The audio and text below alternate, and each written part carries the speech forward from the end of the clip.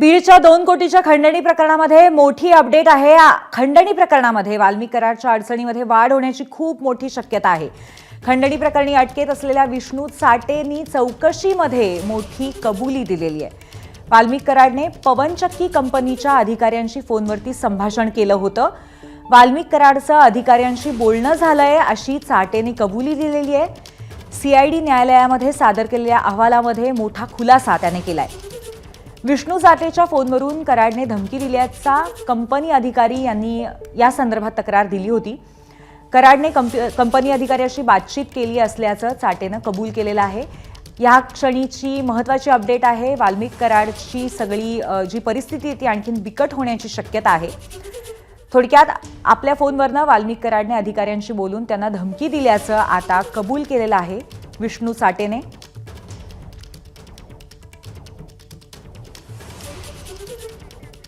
या संदर्भात आपले प्रतिनिधी कृष्णा केंडे यांच्याकडून अधिक माहिती घेऊया।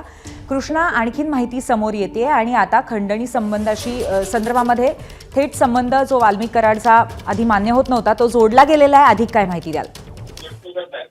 जो पीसीआर साठी एकंदरीतच जी मागणी केली होती तो पीसीआरचा कागद आता आपल्या समोर आहे आणि त्यामध्ये स्पष्ट लिहिलेलं आहे की जो विष्णू चाटे आहे त्यांनी जी खंडणी मागितलेली होती त्याचा जो मोबाईल क्रमांक होता 7303093045 या क्रमांकावरून त्या मॅनेजरला या ठिकाणी फोन करण्यात आलेला होता आणि त्यावेळी तिथे वाल्मिक कराड हा उपस्थित होता आणि त्याच्या फोनवरून वाल्मिक कराड यांनी सदरील जी खंडणी मागितल्याचा आरोप वाल्मिक कराडवर आहे ती प्रोजेक्ट मॅनेजरला या ठिकाणी मागण्यात आलेली आहे असं स्पष्ट केलंय।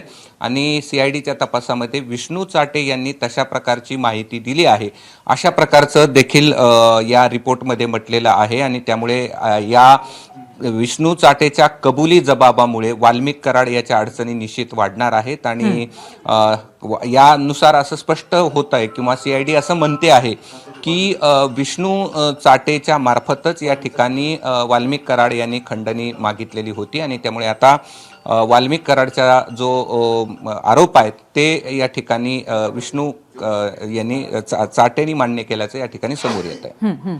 धन्यवाद कृष्णा, आपण दिलेल्या माहितीबद्दल। एबीपी माझा, उघडा डोळे बघा नीट।